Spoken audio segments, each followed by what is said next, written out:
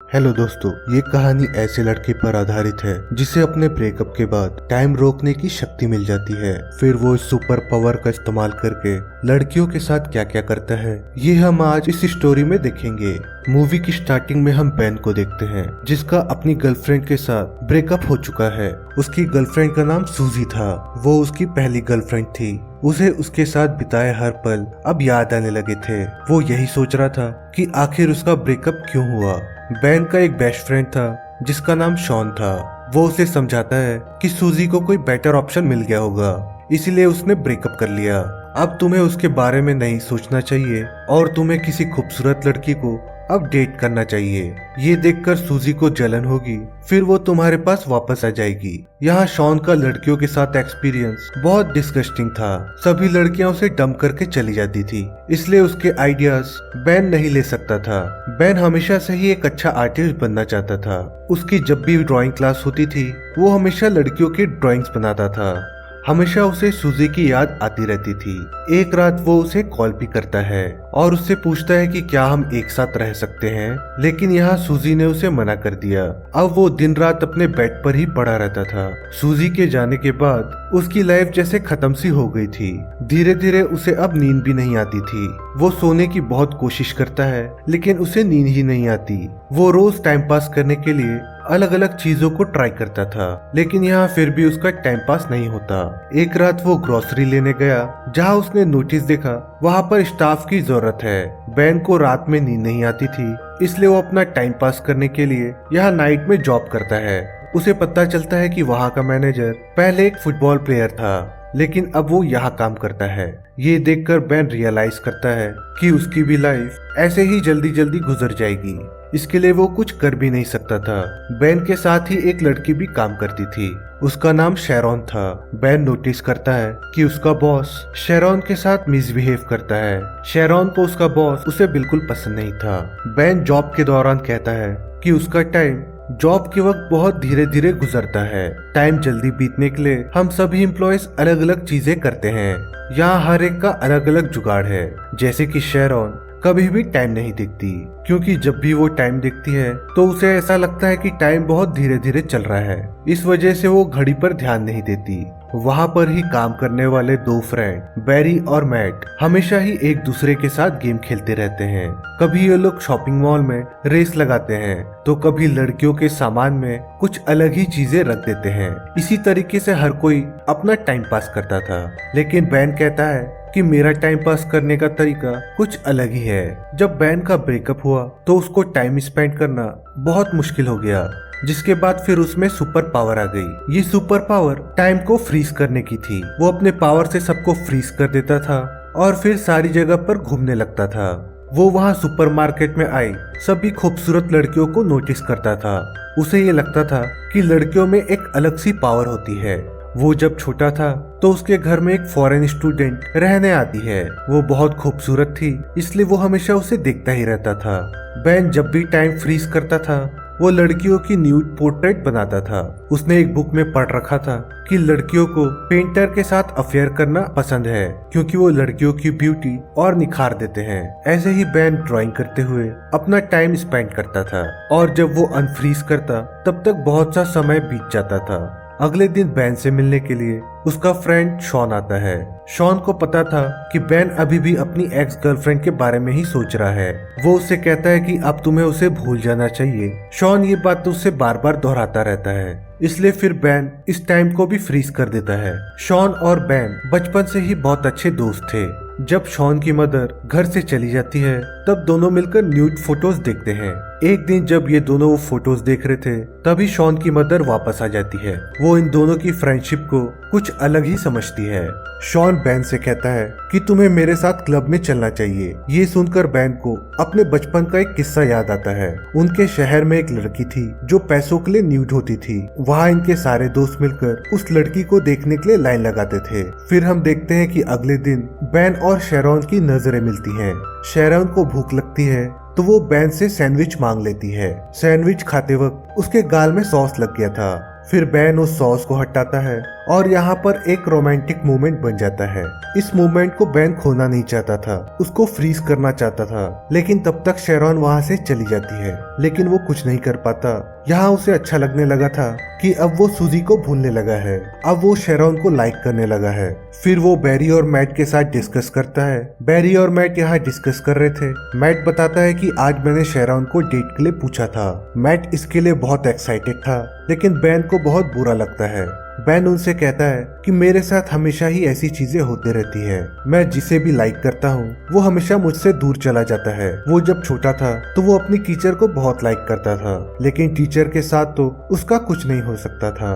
उसके क्लास में एक लड़की थी जिसे वो बहुत लाइक करता था, लेकिन फिर उस लड़की का हाथ फ्रैक्चर हो गया। वहाँ क्लास के लोग उसके प्लास्टर पर अपने इनिशियल्स लिखते थे। बैन हमेशा ही उसे देखता रहता था। फिर उस लड़की ने उसे अप्रोच किया।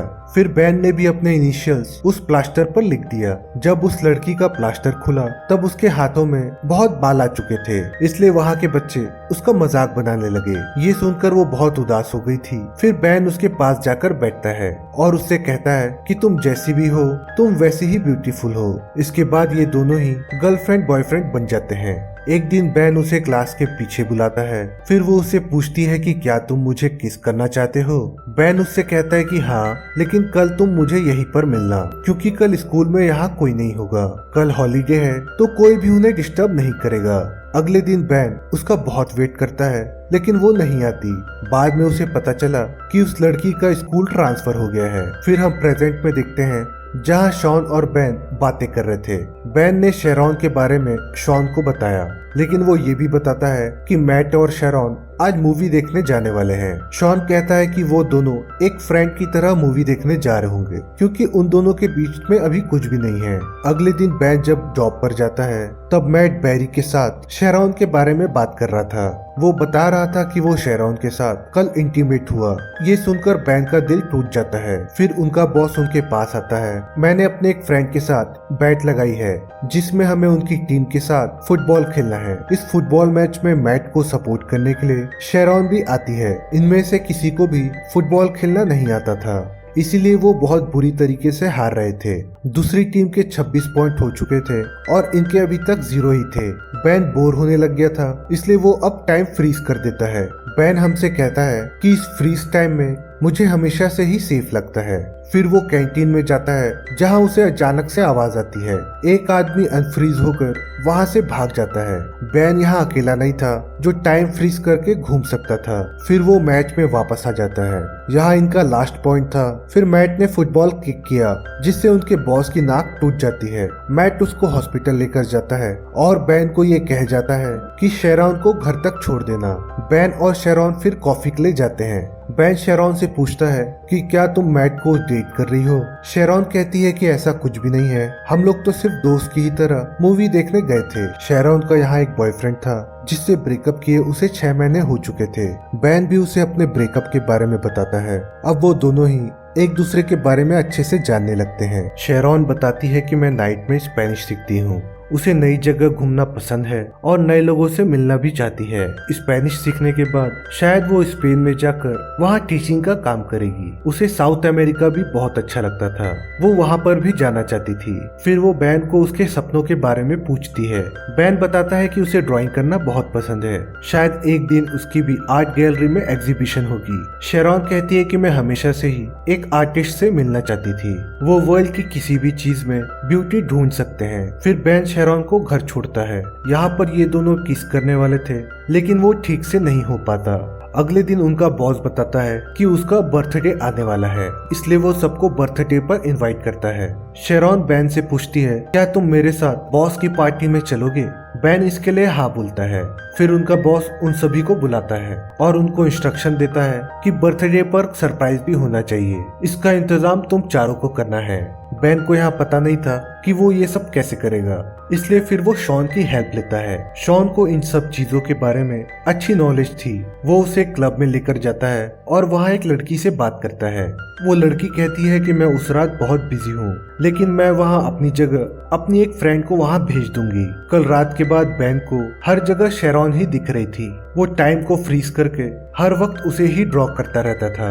ऐसे ही दिन बीत जाते हैं और बॉस के बर्थडे का दिन आ जाता है। फिर शेरॉन बैन से पूछती है कि क्या तुम अभी मेरे साथ डेट पर चलना चाहते हो। बैन कहता है कि हाँ, मैं बिल्कुल जाना चाहता हूँ। फिर शेरॉन बैन को किस करती है। इतने दिनों तक बैन को नींद नहीं आई थी, लेकिन आज रात वो बहुत अच्छे से सोता है। जब वो जगता है तब उसे आर्ट गैलरी से एक कॉल आता है। बैन की पिक्चर्स उनको बहुत पसंद आई थी, इसलिए उन्होंने उसे मिलने बुलाया था। बैन इसके लिए बहुत एक्साइटेड था, लेकिन यहाँ उसके फ्रेंड्स मैट और बेरी उसके मजे ले रहे थे। फिर वो रात में रेडी होकर शेरॉन से मिलता है। फिर ये दोनों एक पार्टी में जाते हैं। बैन वहाँ सूजी को भी देखता है। पार्टी में इनकी ऑर्डर की हुई लड़की भी आई हुई थी। ये वही लड़की थी जिसे शॉन और बैन बचपन में देखने जाया करते थे। शॉन मौके का फायदा उठाकर उसे डेट के लिए पूछ लेता है। शॉन लड़कियों को कुछ भी कहता रहता था, लेकिन यहाँ ये लड़की शॉन को बचपन से ही जानती थी, इसलिए उसे उससे कोई प्रॉब्लम नहीं थी। शॉन की लव स्टोरी अब यहाँ से स्टार्ट होती है। पार्टी में बैन बाथरूम के लिए जाता है। वहाँ लाइन में सूजी भी थी। बैन को शेरॉन के साथ देखकर सूजी को यहाँ बुरा लगा था। वो यहाँ रियलाइज करती है कि बैन उसके लिए परफेक्ट था, इसलिए फिर वो उसे फिर से पाना चाहती थी।